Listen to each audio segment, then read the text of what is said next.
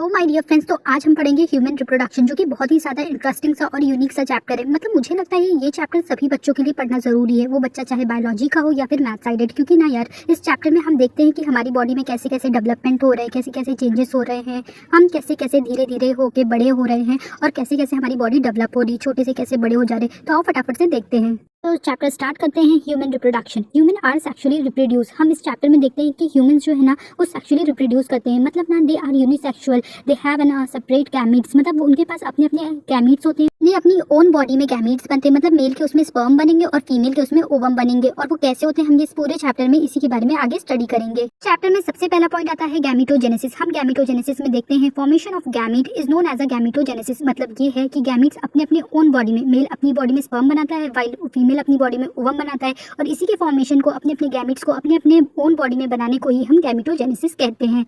दूसरा पॉइंट हमारी एनसीईआरटी में आता है इंसेमिनेशन। इंसेमिनेशन का मतलब होता है transfer of a male gametes into female genital tract. कहने का ये मतलब है कि मेल स्पर्म्स जो है हमारे फीमेल के जेनिटल ट्रैक्ट तक ट्रैवल करके जाएंगे। अब मतलब छोटा सा तुम लोग एग्जांपल ले लो, हमेशा याद रखो कि ना, मतलब बेस्ट एग्जांपल है ना। मतलब देखो, दूल्हा आता है ना बारात लेके, दुल्हन थोड़ा ना जाती है। तो एग्जैक्टली वैसा ही होता है। यहाँ पे स्पर्म आते हैं, ओवम खुद से नहीं जाता, ओवम हमारी बॉडी में बनता है। फीमेल की बॉडी में ओवम का डेवलपमेंट होता है।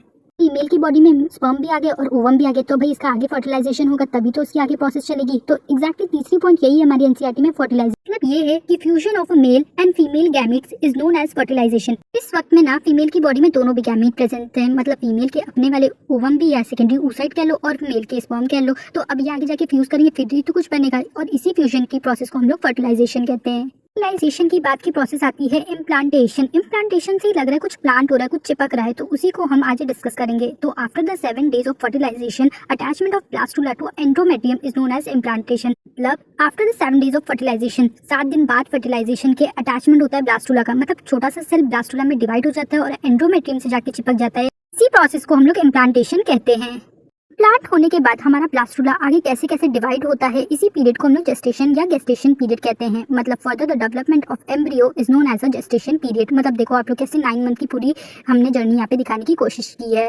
बात की प्रोसेस है पार्चुरेशन। मतलब इसमें हमारा फीटस जो है फुल्ली डेवलप्ड हो चुका है, अब इसकी डिलीवरी का टाइम आता है। तो इसके डिलीवरी ऑफ द बेबी को ही हम लोग क्या कहते हैं, parturition. The delivery of the baby is known as a parturition. फिर बात आता है हमारा लैक्टेशन पीरियड। मतलब हम इसे लैक्टेशन पीरियड को क्यों हम लोग ह्यूमन रिप्रोडक्शन से जोड़ रखे हैं, क्योंकि यार हम इसमें देखते हैं ना, छोटा सा बेबी कैसे बड़ा हो रहा है, वो कैसे न्यूट्रिशन ले पा रहा है। मतलब एकदम से खाना वाना तो नहीं खाने लगेगा ना। ये पीरियड को हम लोग लैक्टेशन कहते हैं। मतलब baby get nourishment from mother's milk, that period is known as a lactation. पूरी बच्चे लोग कि आप लोग को ये चैप्टर पसंद आया होगा, तो इसी जोश के साथ यार पूरे दिन आना, रेगुलर रहना, और मैं आप लोग के साथ पूरी सीरीज कंप्लीट करूंगी। Thank you for watching this video and like share subscribe. Bye.